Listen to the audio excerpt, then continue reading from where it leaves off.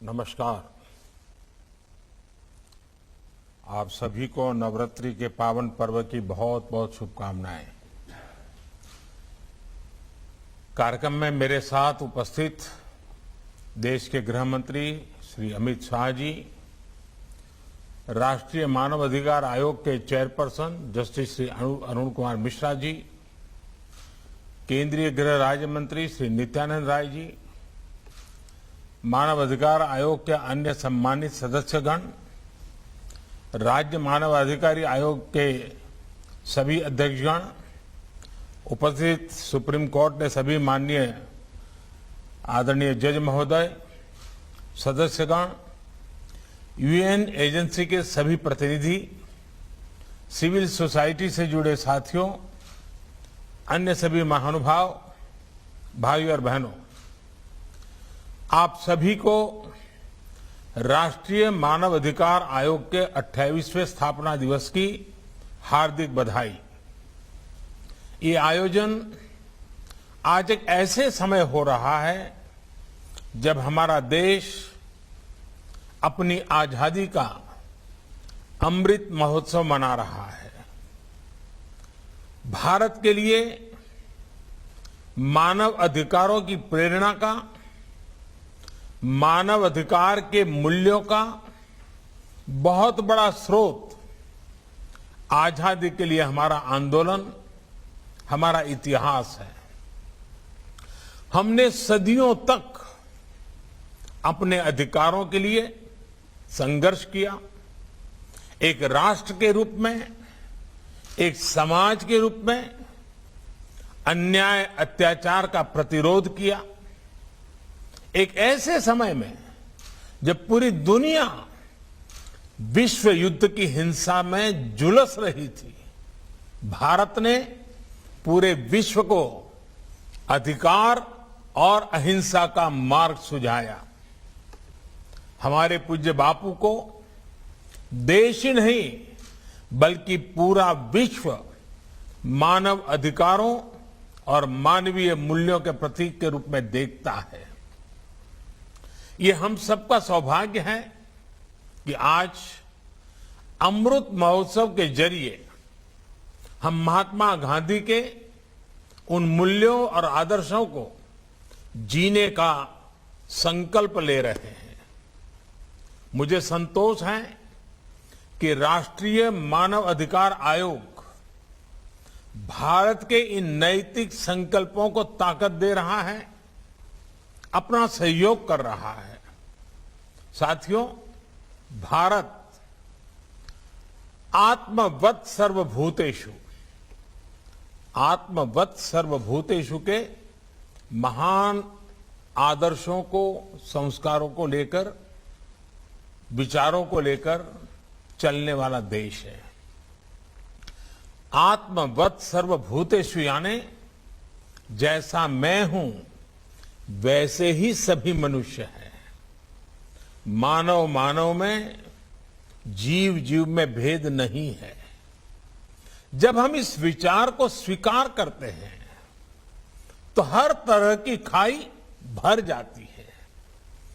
तमाम विविधताओं के बावजूद भारत के जनमानस ने इस विचार को हजारों सालों में जीवंत बनाए रखा।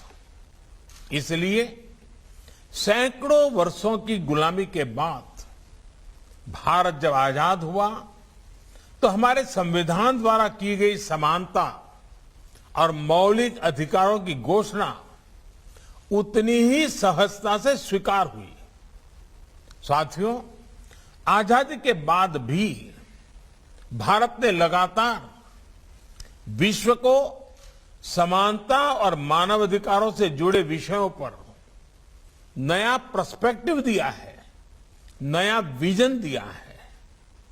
बीते दशकों में ऐसे कितने ही अवसर विश्व के सामने आए हैं जब दुनिया भ्रमित हुई है, भटकी है, लेकिन भारत मानव अधिकारों के प्रति हमेशा प्रतिबद्ध रहा है, संवेदनशील रहा है। तमाम चुनौतियों के बाद भी हमारी ये आस्था हमें आश्वस्त करती है कि भारत मानव अधिकारों को सर्वोपरि रखते हुए एक आदर्श समाज के निर्माण का कार्य इसी तरह करता रहेगा। साथियों, आज देश सबका साथ, सबका विकास, सबका विश्वास और सबका प्रयास के मूल मंत्र पर चल रहा है। ये एक तरह से मानव अधिकार को सुनिश्चित करने की ही मूल भावना है।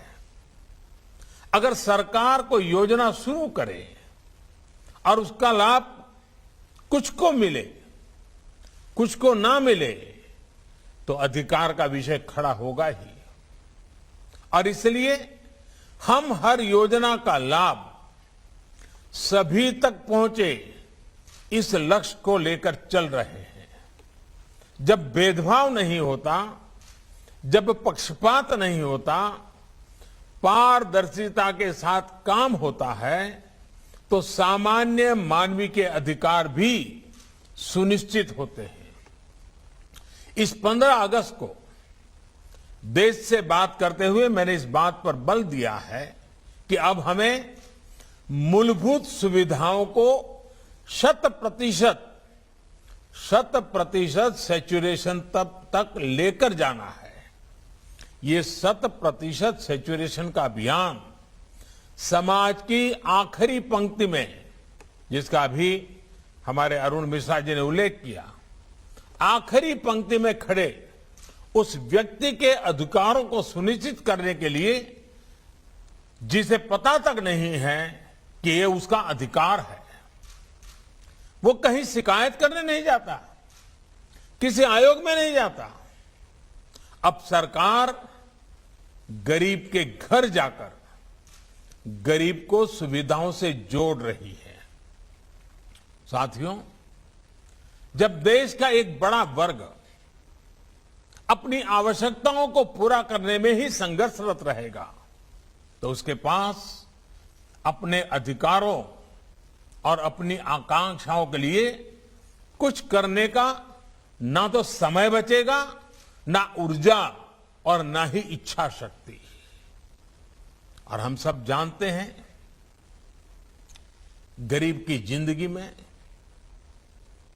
हम अगर बारीकी से देखें तो जरूरत ही उसकी जिंदगी होती है, और जरूरत की पूर्ति के लिए वो अपना जीवन का पल पल, शरीर का कण कण खपाता रहता है। और जब जरूरत पूरी ना हो तब तक तो उसको ये अधिकार के विषय तक वो पहुंच ही नहीं पाता है।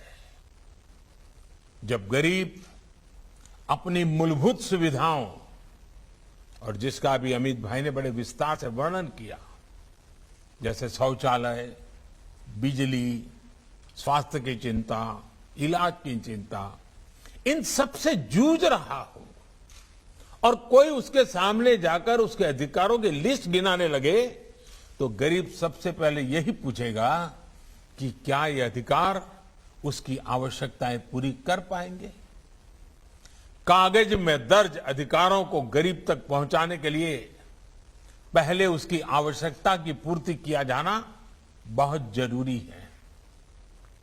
जब आवश्यकताएं पूरी होने लगती हैं, तो गरीब अपनी ऊर्जा अधिकारों की तरफ लगा सकता है।